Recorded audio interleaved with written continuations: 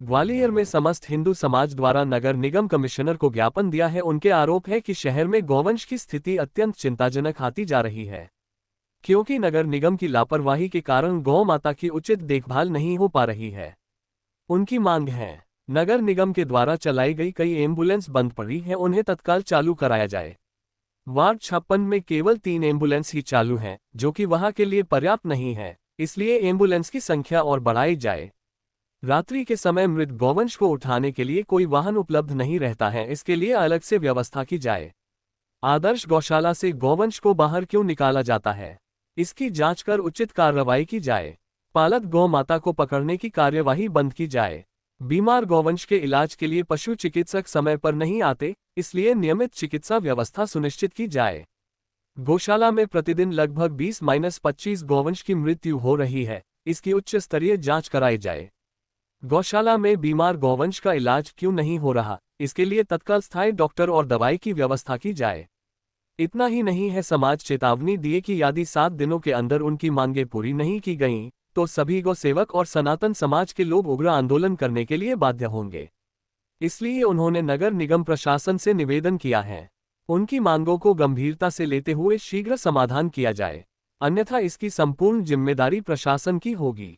हिंदू समाज के साथ ही एक बुजुर्ग महिला कविता भार्गव निवासी तेली की बजरिया भी पहुंची थी। इनका आरोप है कि नगर निगम ने उनकी 2 गायों को ले जाकर लाल तिपारा गौशाला भेज दिया, जिनको वापस नहीं कर रहे, जिसको दिलाया जाए।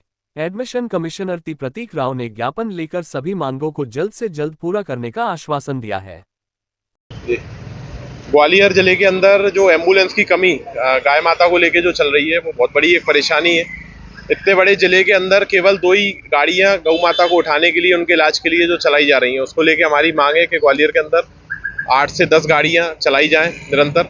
और जो पुरानी गाड़ियां 4 से 5 गाड़ियां जो खराब डली हैं, उनको नगर निगम 1 महीना हो चुका है, वो 1 साल हो चुका है, 1 साल से नगर निगम उन गाड़ियों पर ध्यान नहीं दे रहा है। वो गाड़ियाँ कंडम हो चुकी हैं, खराब हो चुकी हैं। तो ये हमारी मांगे हैं। और जो गौवंश उठाने के लिए जो आते हैं गाड़ी वाले नगर निगम के, वो लोग अवैध वसूली की मांग करते हैं। 100-100, 200 रुपये हमारे गौ रक्षकों से, गौ सेवकों से मांगते हैं। तो ये चीज़ क्यों हो रही है, इस चीज़ को लेके आज हमने किया। और दारू पी के नशे में आते हैं, 10-10, 12-12, 15-15 घंटे तक कोई की सुनवाई नहीं है। टोल फ्री नंबर्स पे अगर हम लोग कॉल करें तो वो कॉल्स पे कोई रिसीव नहीं करता है। ज़्यादा कॉलिंग अगर हम लोग करें तो वो ब्लॉक लिस्ट में हमारे नंबर्स को डाल दिए। उन लोगों ने सॉल्यूशन दिया है कि 4 से 5 दिन में आपकी चीज़ों का सॉल्यूशन करेगा, और हमने भी उनको 7 दिन का अल्टीमेटम दिया है कि अगर 7 दिन के अंदर हमारी मांगे पूरी नहीं की गई तो ग्वालियर के अंदर गौ माता को लेके बहुत बड़ा जन आंदोलन किया जाएगा। क्या नाम क्या है तुम्हारा? मेरा कविता भार्गव। गाय के लिए आई है? मैं ना, मेरी 2 गाय है ना, उठा ले आए थे 20 जनवरी को। हाँ, अब नगर निगम के ही थे, और कौन लेके आया? क्या चाहते हो? हैं? क्या चाहते हो? मैं, मेरी गाय दे दो। मैं कई बार होया ही वहाँ पे मिल नहीं रही है। क्या कहते हैं? वो कहते देख लो, ढूंढ लो, ढूंढ लो। मैं हम क्या देखे, मिल ही नहीं रही वहाँ।